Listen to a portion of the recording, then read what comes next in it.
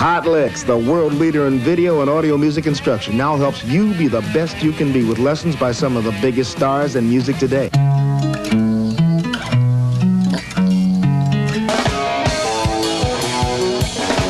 You'll find that Hot Licks videos are of the highest visual and audio quality. I'm John Mellencamp. Hi, I'm Neil Slofkin. I'm David Bryan from Bon Jovi. I'm going to show you a little bit about rockabilly. We want to talk about aggressive picking. No matter what instrument you play, regardless of your level, you simply can't help but improve with these incredible jam-packed tapes. Power chord, man. Anything you want, we got it. Hi, everybody. I'm Danny Gatton. This is Buddy Guy. Puck's my name, guitar's my game. I'm Brent Mason. Jimmy Bruno. Brian Setzer. Hi, I'm Craig Chiquiso. Ginger Baker. Warren Haynes. This is Arlen Roth. Let the best make you better on the tapes that really teach. Hot Licks.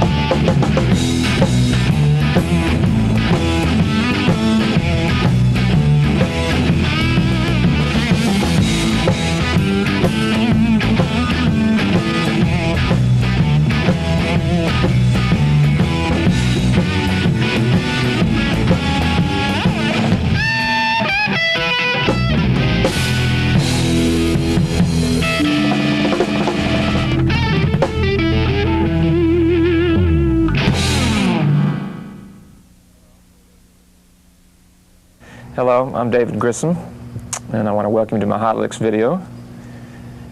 Today I want to talk about my guitar style and how it got to the point where people tell me that I actually have a style that they recognize. I'm going to tell you about my influences, the musicians and the music that really made an impression on me throughout the years, and especially the stuff I listened to when I was younger, that kind of formed the basis for the style I play today. We're going to spend a lot of time talking about my approach to lead and rhythm playing. We'll get into improvisation, talk about some of the records I've played on and how I came up with the parts for those records. Spend a whole lot of time talking about the way I use pedal steel in country licks, especially in other styles of music. I'm going to talk about some blues, especially some Texas blues styles that I use a lot and play. Going to spend some time talking about tone, getting a good tone, and the equipment that I use.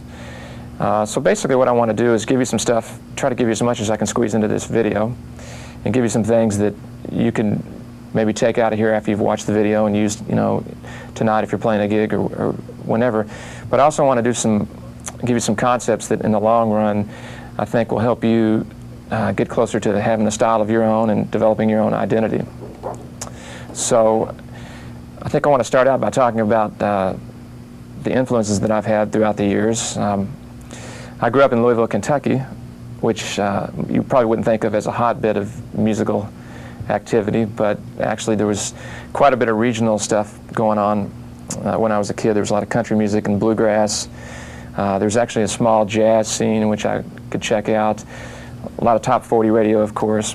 But when I started playing, all this stuff was kind of thrown out at me. You know, everywhere you go, there'd be a different style of music, and my father listened to a lot of country music around the house. There were free bluegrass festivals. So I kind of soaked all this stuff up when I was a lot younger, and that certainly, while I can't really tell you the specific artists that I heard or whatever, that really made a big impression on me at the time. But as I got a little older and to be knew I was going to be playing more guitar, and my whole life kind of became guitar playing for a while. There were several players that I listened to more than others, and I would have to say that I'll start with like maybe Duane Allman and the Allman Brothers Band. That was a really huge influence on me at the time, and I think Duane's thing was that his tone, the Les Paul through a Marshall tone that he had, especially on the album Live at Fillmore East, made a huge impression on me, and as well as the fact that the way the Allman Brothers improvised, it was kind of a blues band, but at the same time they were doing kind of jazz improvisations, which at the time, that was about as far as my ear would let me take it. Another player who made a huge impact on me was Roy Buchanan, and he was the first guy I think I ever heard, and combined him. He'd play blues, but he'd throw a country lick in. He'd play, you know, be playing country and he'd throw blues licks in or jazz licks in. So that, when I heard him, especially on his first two records, those were kind of the real pivotal pieces of music for me. Really inspired me. I also listened to Wes Montgomery and early Pat Metheny stuff. Wes's whole lyrical approach and his wonderful sense of phrasing. While I don't really play a lot of jazz, the phrasing that's kind of indigenous to jazz is something that I've tried to take and put in other styles of music. Jeff Beck was a huge influence, just his whole raw approach, and the fact that he seemed to have this ability to, whatever he heard in his mind, he could just make it come out of the amplifier. And I'd be lying if I didn't. Billy Gibbons was definitely a huge influence. His first 3 or 4 ZZ Top records, his whole approach to playing blues, the thing I remember most about Billy is he would literally attack the guitar. It seemed like when he played this one note, it would just be... His whole method of attacking the guitar made a big impression on me. I was also really influenced by people that didn't play guitar, people like Jaco Pastorius. His whole phrasing, his rhythmic approach really influenced me. And today when I play stuff like, I was thinking about this the other day before thinking about this video. When I play stuff like that, I think that has to come from listening to Jaco. It's kind of a country lick, but at the same time, it reminds me of a lot of stuff he would do. Michael Brecker, the saxophone player, at times when he would play more of his straight-ahead jazz stuff, his sense of phrasing, really rhythmic thing, made a big impression on me. So all these things kind of came together, and I mixed them up and put them into, I think, a style that I guess people tell me they recognize, so maybe I guess I have my own style. But the thing that really distinguishes all these people, I think, and what I try to have in my playing is that they all play with a lot of heart and a lot of soul. They have great tone. they all have their own unique individual tones, and they were all very innovative and have come up with their own style. You can recognize these guys at any point. So before we go any further, I want to take a moment to let you tune up to me. Here's an E.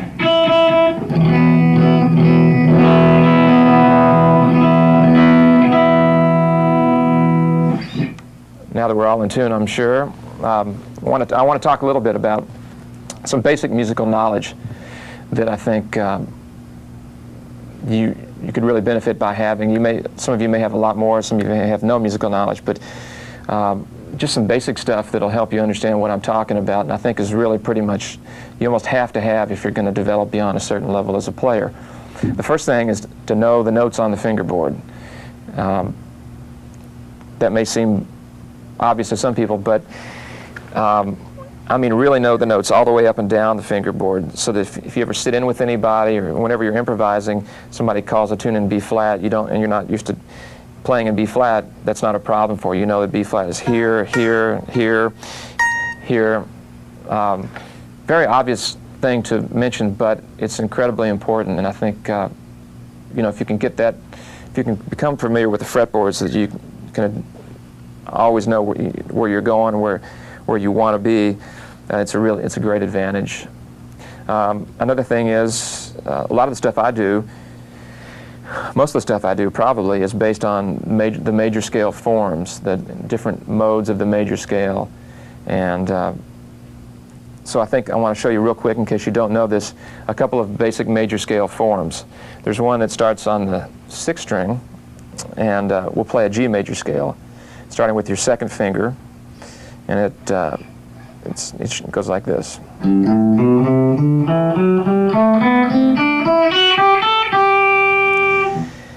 So that's one that starts on the 6th string. I'll play that a little bit more slowly in case you want to check that out.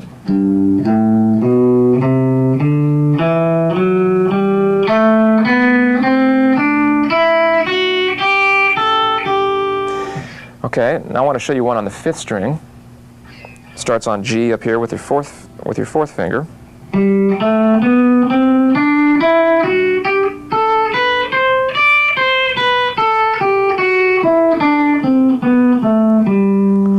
So those are the two basic forms that I learned initially, and then I gradually began to learn ways to connect them together.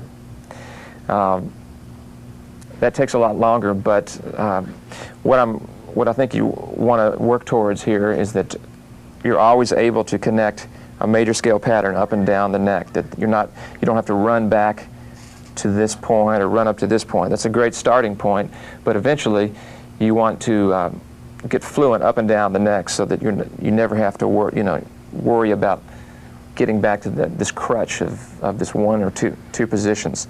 So eventually you will want to figure out for yourself, and there are books you can get that'll show you this if you don't want to figure it out on your own, but you can figure it out on your own if you like. Get to the point where you're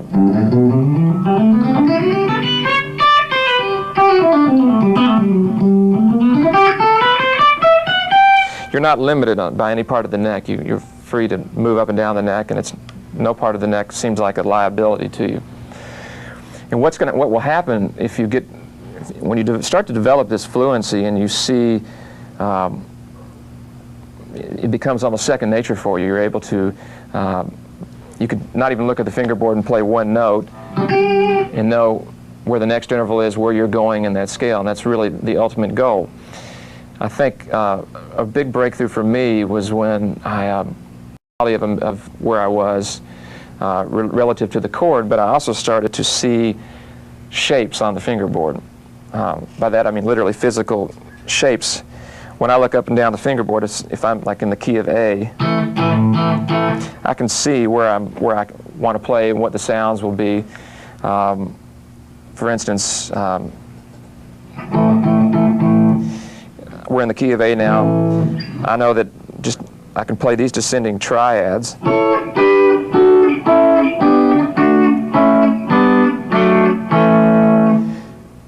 It's a very basic thing, just playing triads down on the second.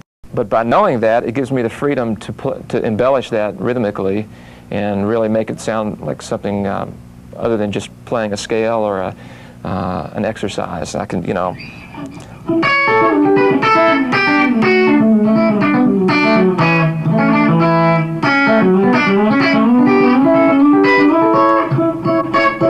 So once again, this all comes out of the ability to kind of have a familiarity with fingerings and scales and the fretboard, so that it really frees you up rhythmically and in an if you're improvising to do whatever you feel like doing.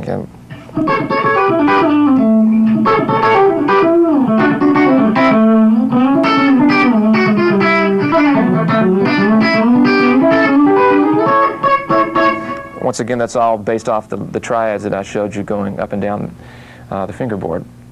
The other advantage to seeing these shapes and having some fluency that becomes second nature is you start to notice licks that develop that you can use over different chords, but they have the same intervals and fingerings.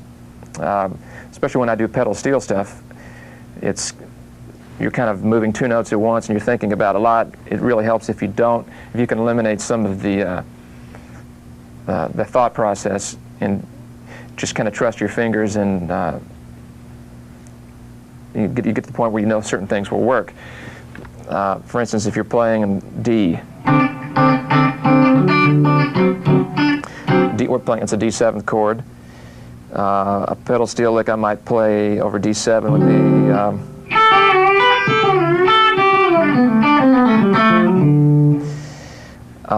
you can play the same lick over A minor if you're in.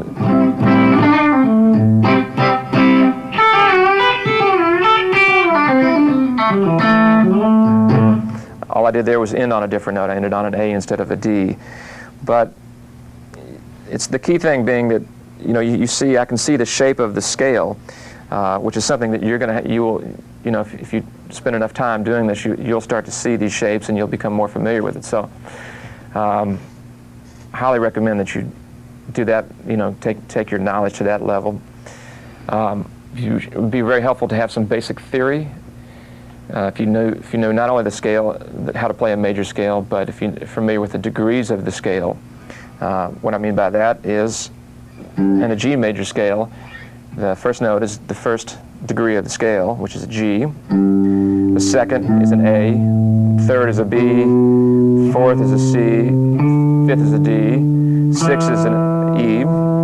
Seventh is an F sharp, and then we're back to G. So the advantage to knowing that is that will unlock quite a few puzzles in terms of knowing modes, and I don't really want to get into the whole explanation of all the modes right now. There's a lot of places you can pick up that knowledge if you don't have it already. But if you ever go out and sit in with somebody, they say, it's like a 1-4-5 or a 1-6-2-5. What they mean is a 1-4-5 in the key of G would be G, the 4 chord is a C, and the 5 chord is a D. So it gives you this musical language that you can communicate with other people, and it also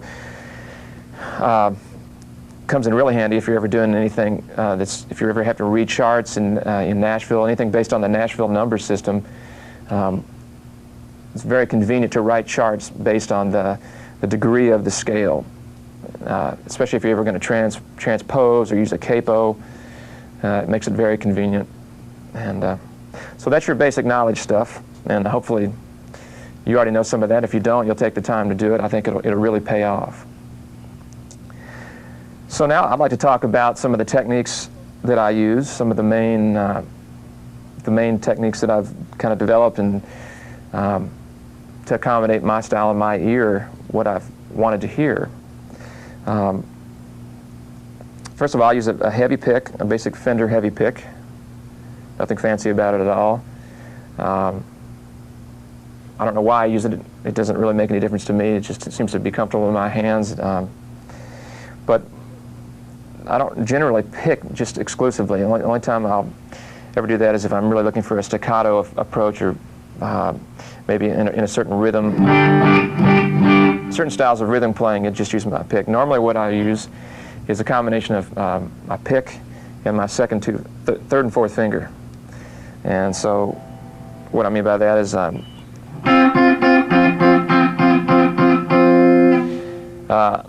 these two and the pick. An incredible instrument. The possibilities that you get by having not only the sound of a piece of plastic hitting your strings, as well as the fleshy part of your fingers, or you can use your fingernails, really widens out the tonal variety that you can get. It's a very, what I would compare it to is it gives you the option to play in a piano-like fashion, whereas instead of each string is getting hit individually, it's kind of a rake effect. Whereas if you play with your pick and fingers, it's more like a piano where all the hammers strike the strings at the same time. It's just a different effect that allows you to have that option available to you. Another reason I use the fingers is I do a lot of what I call popping techniques, both on lead and rhythm styles. What I mean by that is literally, usually I'm using my second finger to do most of the popping. It's a very percussive effect that you can't get with a pick. It's quite a bit different. And if you turn the amplifier off, you can hear acoustically. It sounds almost just like it does coming through the amplifier. So I like to do a lot of stuff where I use this popping.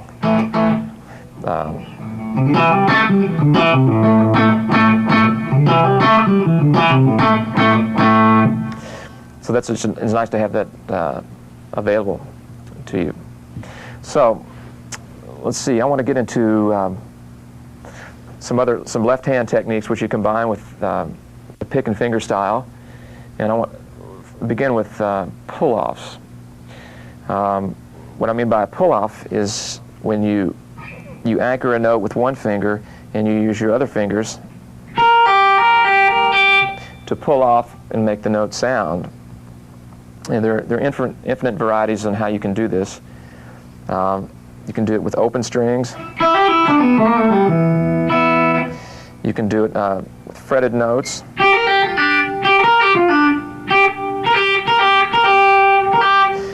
And obviously, you can utilize all the different intervals that are available to you to customize whatever sound you want to hear. Half steps would be.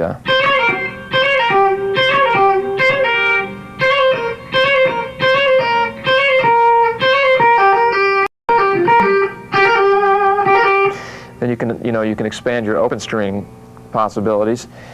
G. Something I like to do a lot is do pull-offs on the open G string.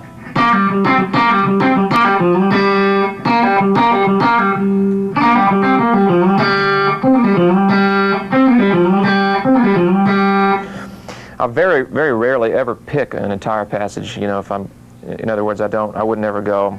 I can't even do it because it seems so foreign and unmusical to me. But a combination of picking and pull-offs with some other things is what to me makes it much more musical. Kind of one of the great examples of pull-offs would be, if you've ever heard the song Train Kept a Rollin', the original version, there's kind of a famous lick that a lot of people, Jeff Beck has used over the years, and it's in the key of G. You start on an E. So all you have to do is strike the first note of each string and pull off the rest. So this technique is I really like to use it a lot.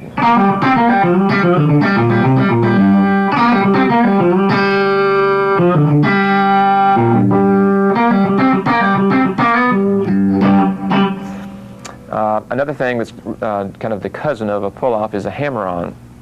And the basic idea behind a hammer-on is that you strike a note and then you literally hammer on with the finger without actually picking the string again.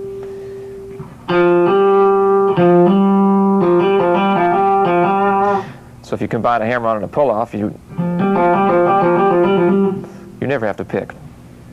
But with hammer-ons, licks around just a hammer-on, on a record I did with Joe, a lick similar to this. It's in A, and it goes like this.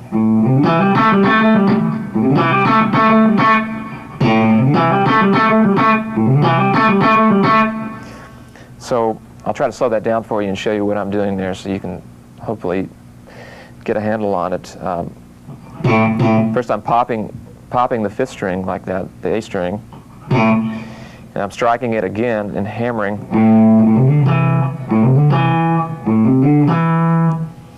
Hammering the C and the D here, and then striking the E.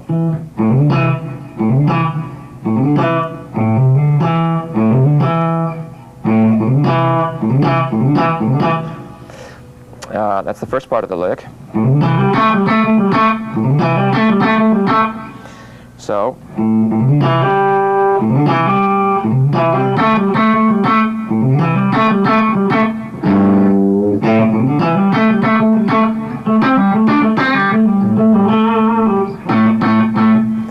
so you can, when you develop strength in your fingers and your hands, you can really take advantage of a lot of these pull-offs and the popping techniques and the hammer-ons to do some pretty neat sounding stuff.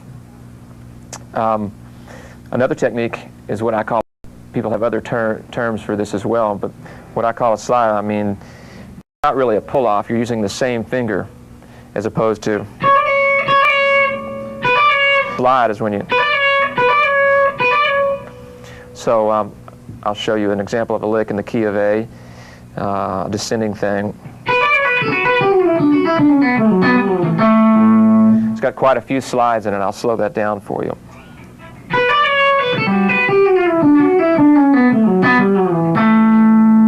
Some of these licks are harder to play slow than they are fast by the nature of how quick the intervals go by, and we slow that down even more if I can.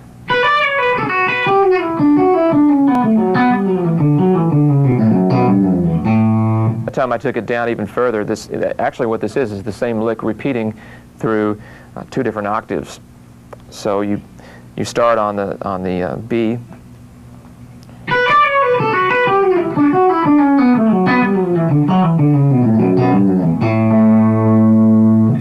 I'll just play the very first part of it.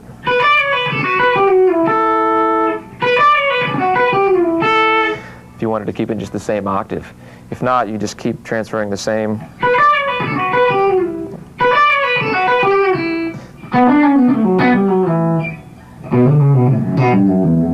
You see, it's just the same lick. It's actually three different octaves of the same lick, and you just connect them together.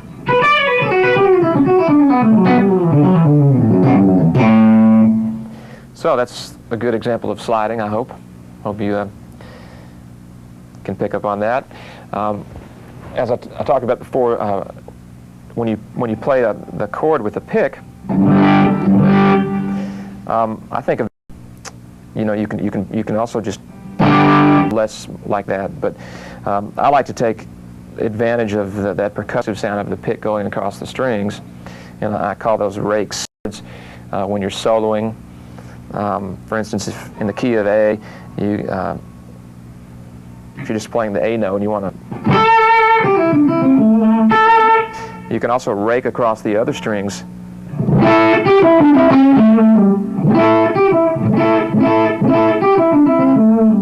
And when I'm doing that, I'm muting with my the heel of my right hand a little bit so that it's more percussive. You don't hear all the notes ring out.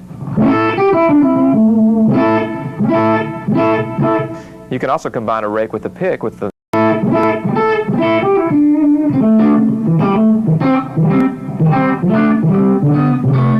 Those are all examples of rakes.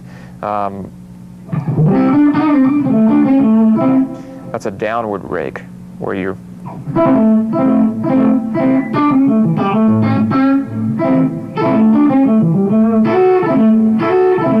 It's a very Albert Collins thing. What I'm doing there, once again, I'm in the key of A, is I'm fretting, and then I'm fretting up to F sharp with my third finger on the second string, and then I play a rake, essentially an A minor chord there. You could also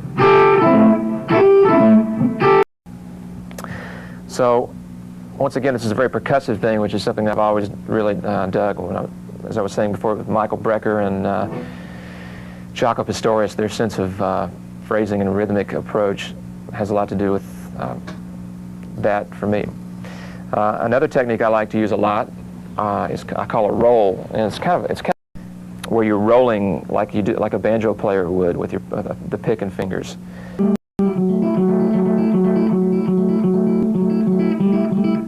It's kind of a continuous roll. I'm going to play all these out of the key of A, so you know you get. I like to do it because you're using your pick and two fingers. You essentially have three appendages that you're using. So I'd like to do it in groups of 3 strings.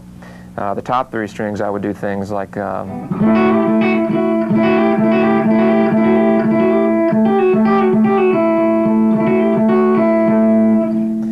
moving that down to the next group of 3 strings. You play like kind of the same thing, but you obviously have to move your hands up to get the same notes.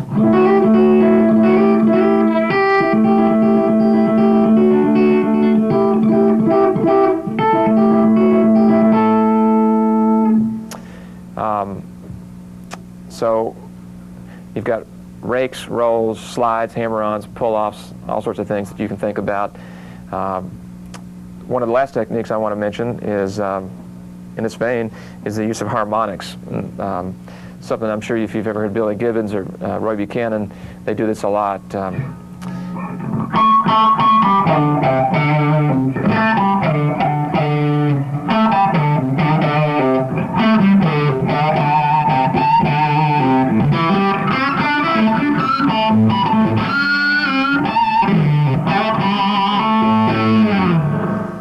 And what I'm doing there is I'm picking the string with the very edge of the pick, and at the same time making contact with my thumb on the string. And for whatever reason, I'm not quite sure, it allows you to have that harmonic sound. You can hear it acoustically, but it will come through the amplifier with a clean tone. Obviously, if you have a little more overdriven sound, it makes it a lot easier to get that stuff out. But I like throwing those things in as well.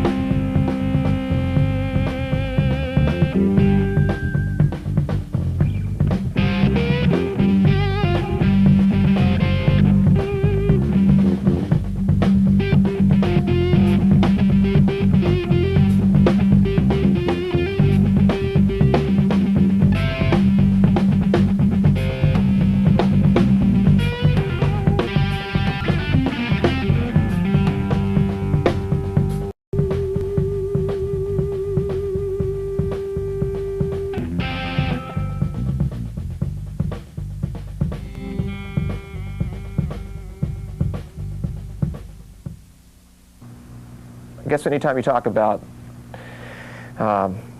blues and emotion, the string bending and vibrato, and I think that really it's kind of their identifying mark in a way. You can really identify players by their style of vibrato. So we'll talk a little bit about string bending. I think the main thing for me about getting the proper vibrato and when you're bending strings is to make sure that you have your thumb and your hand anchored correctly.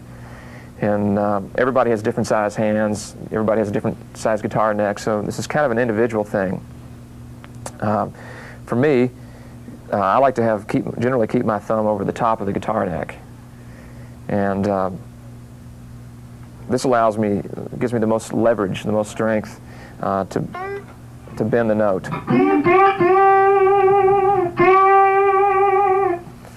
So you can bend string. A lot of people, that's the most obvious way to bend strings. The most common way is to bend, I think, with your third finger.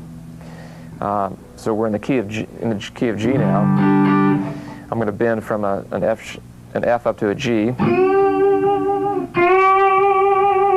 Not only am I using my thumb to anchor and support my hand, I've got these two fingers behind the fretted note that help me shake the string and give support to the note. This is really important. It would be I don't think I could do it if I didn't have those two fingers back there. So if you're just learning, if you're trying to get a handle on string bending, keep that in mind. You can do the same thing if you're bending with the fourth finger. It's really important to use the other fingers to give you strength. Something I like to do is bend with my second and first fingers, which is not as common, I don't think, among guitar players as the third finger is. I might be playing a lick like this.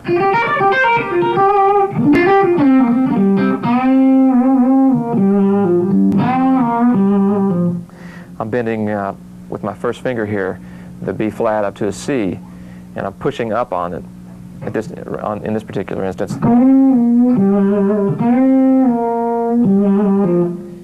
You can also pull down.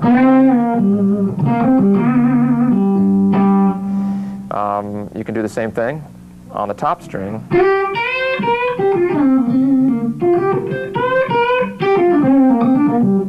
Now it takes a while to develop the strength in your hand to do that.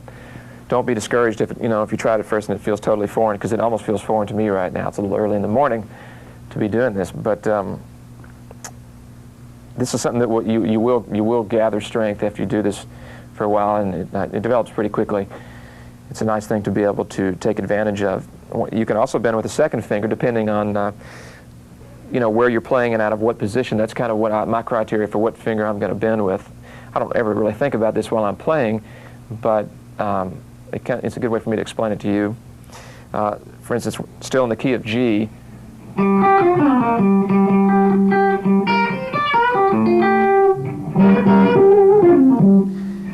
This note here, if I wanted to bend this note, it seems to fall in this finger. Second finger in that case to bend the note.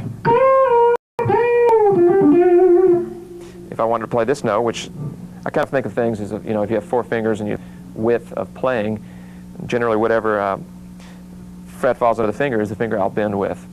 So there's some basic things about string bending. Let's talk a little bit about vibrato. If you thought of guitar without vibrato, it would be pretty darn boring. Kind of like a singer that whose voice was just... The poor piano players don't have vibrato, but as guitar players, we're very lucky. So I've tried to cultivate both the ability to play a real slow vibrato and a faster vibrato. Some days are better than others, but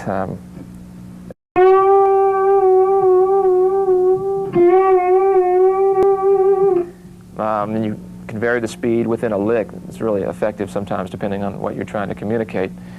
The faster vibrato would be something like maybe Angus Young or Paul Kossoff from Free would vibrato with string bending or without. It depends on the emotion you're trying to convey and what sound that you hear in your head. Example would be vibrato with on a G note with a bent string would be.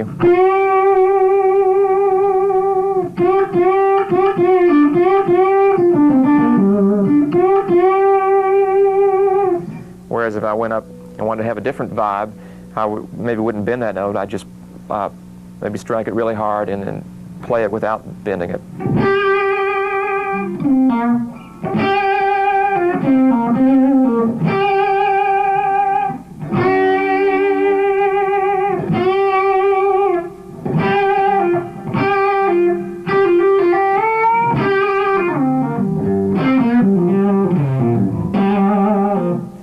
That's something very typical of Billy Gibbons, you know, when he's, or it used to be at least, his style has changed a little bit over the years, but he would just, very, very aggressive thing, and that's one thing I really want to emphasize is that, you know, the way you attack the guitar, the way you strike it, has so much to do with the tone you get. Really doesn't have anything to do with equipment at all. It's realizing that the sound is in your hands. So another thing I like to do quite a bit is what I call using pedal tones. That means you keep one note the same. If you're playing a passage, you keep one note the same while you are playing different notes underneath it or on top of it. A lot of different ways to do that. Start out with an example that kind of keeps a high pedal tone. This is something that I used a lot. When I played with Joe Ely, I kind of got this. We did a song called "Letter to L.A." and there was a lick that I kind of discovered while we were recording that song, and I've tried to develop that style a little bit more, where you hold that song's in C, C with your second finger. Let me show you the lick first.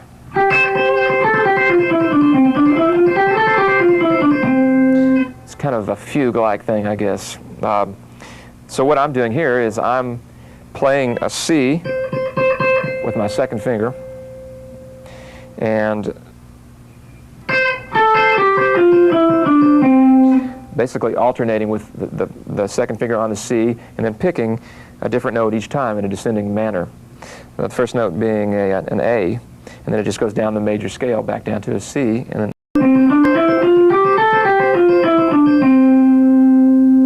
so that's one example of a pedal style. Another example of a pedal style I like to use a lot is when you use a lower note for the pedal tone. A lot of times, like Danny Gatton did this a lot, like an organ.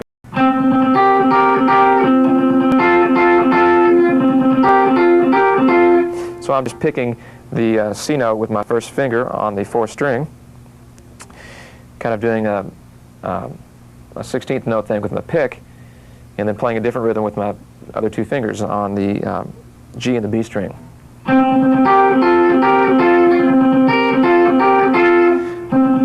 And you can vary this with endless possibilities. There's a million ways you can do it, depending on the song and what key and what position, what note you decide to pedal on.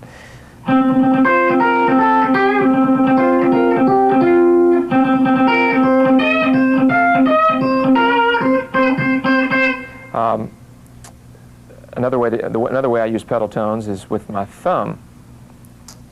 I'll hold my thumb down on this note, on the low C. And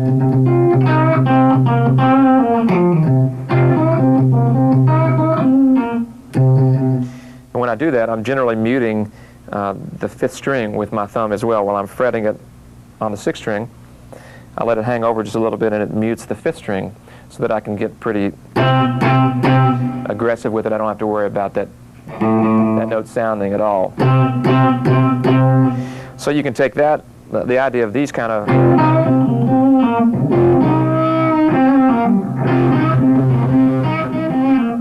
and you can move them up to a different position.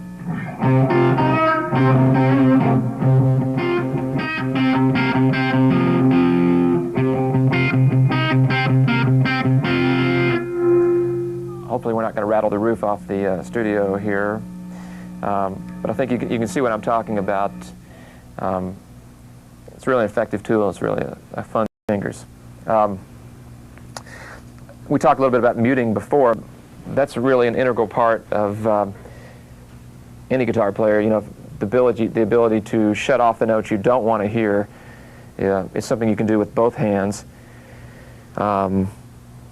It really, how you mute and with what hand you mute is a matter of personal preference, and it also is something you kind of develop in your own style. But I think that almost the whole, when I'm playing, I'm almost always muting to some degree with my right hand. It's it gives you, not only does it mute the string, but it gives the string kind of if you kind of half mute it, you get kind of a different sound. It's very. So what I'm doing here is I'm playing two C's. I'm muting the fifth string with my thumb. If you didn't mute that, it wouldn't sound the same effect as well. So just be conscious of the fact that you can really achieve a lot of different tonal varieties and a lot of unique effects just by muting alone. So that's kind of an individual preference, but I'm sure you'll find your style eventually.